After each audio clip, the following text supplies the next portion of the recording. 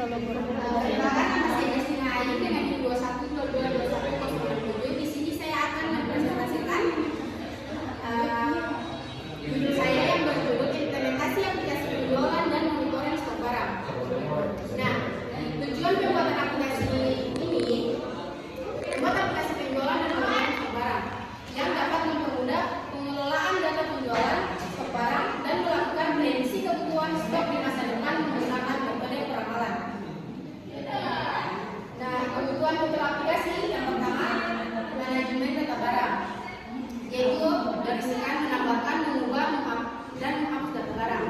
Sedangkan manajemen stok barang, menyimpan dan mengupdate stok barang saat ada transaksi penjualan atau penambahan stok. Yang ketiga, proses penjualan. Fitur ini untuk melakukan transaksi penjualan yang langsung mengirim jumlah stok barang. Yang selanjutnya, monitoring stok. Di sini dia akan menampilkan jumlah stok secara real time dan memberikan peringatan jika stok mencapai batas minimum. Fitur selanjutnya yaitu laporan penjualan dan stok. Laporan yang menampilkan data penjualan dan stok dapat dilihat berdasarkan periode waktu tertentu. Fitur selanjutnya yaitu peramalan kebutuhan stok. Prediksi kebutuhan stok barang di masa depan berdasarkan data penjualan historis. Nah, yang ketiga ada metodologi pengembangan dengan model waterfall. Yang harus kita ketahui yaitu waterfall adalah pendekatan sekuensial dalam pengembangan perangkat lunak, di mana setiap tahap yang dikerjakan secara bertahap sebelum berlanjut ke tahap berikutnya. Tahap ini meliputi analisis kebutuhan, desain sistem dan perancangan database, implementasi, dan pengujian serta pemeliharaan. Analisis kebutuhan. Pada tahap ini dilakukan analisis kebutuhan penggunaan untuk mengetahui fungsi-fungsi yang harus ada pada aplikasi. Misalnya kebutuhan untuk mencatat penjualan, monitoring stok barang, dan peramalan kebutuhan stok. Sedangkan desain sistem dan perancangan database, yaitu setelah memahami kebutuhan, dilakukan desain sistem. Pembuatan database meliputi tabel barang, tabel penjualan, tabel stok, dan tabel laporan. Desain antarmuka pengguna juga dirancang pada tahap ini yang mencakup layout dan interaksi fitur utama. Yang ketiga, implementasi atau pengembangan. Pada tahap ini dilakukan coding atau pengembangan aplikasi sesuai dengan desain yang sudah disusun. Fitur-fitur utama dikembangkan sesuai kebutuhan seperti fungsi penjualan yang mengurangi stok otomatis dan fitur monitoring stok. Fitur selanjutnya ada pengujian atau testing.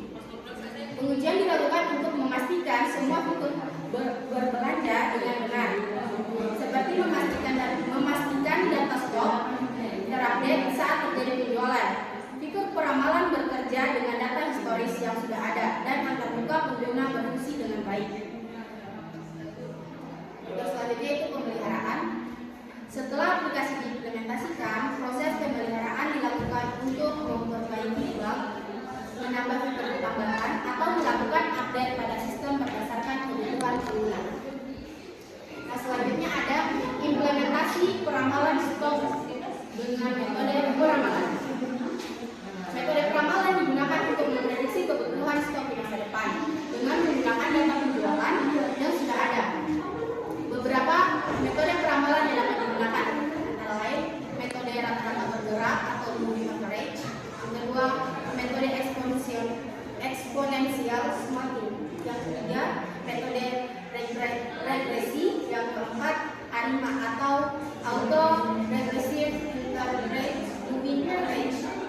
Nah, tetapi di sini saya hanya menggunakan metode rata-rata bergerak atau moving average. Nah, di sini ada penjelasan dari fitur-fitur yang ada.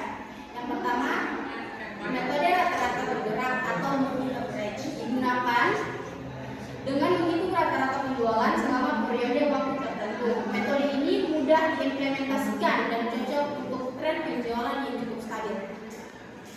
Terus ada juga metode eksponensial smarting.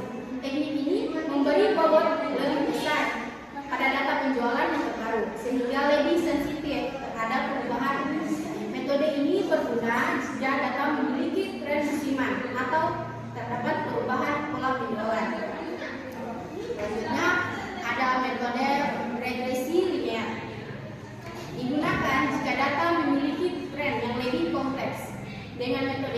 dilakukan analisis regresi untuk menemukan hubungan antara waktu dan jumlah penjualan sehingga dapat memprediksi stok yang dibutuhkan di masa depan. Metode selanjutnya ada ARIMA atau Auto Regressive Integrated Moving Average. Teknik peramalan yang lebih kompleks dan memerlukan data historis yang lebih banyak. Cocok untuk peramalan jangka panjang atau prediksi penjualan dengan pola data yang bervariasi. Nah, hubungan dari implementasi dengan metode waterfall dan metode peramalan. Waterfall memungkinkan pengembangan sistem dilakukan secara terstruktur dan terencana, sehingga hasil akhir akan sesuai dengan kebutuhan pengguna. Sedangkan metode peramalan itu dia membantu dalam pengelolaan stok yang lebih efisien sehingga dapat mengurangi risiko kekurangan atau kelebihan stok serta mengoptimalkan pengadaan barang. Nah, kesimpulannya yaitu secara keseluruhan penggunaan metode waterfall dalam pengembangan aplikasi memberikan struktur yang jelas. Sementara metode peramalan membantu dalam optimalisasi manajemen stok barang sehingga menghasilkan sistem yang efektif dan efisien dalam mendukung kegiatan penjualan dan pengelolaan stok.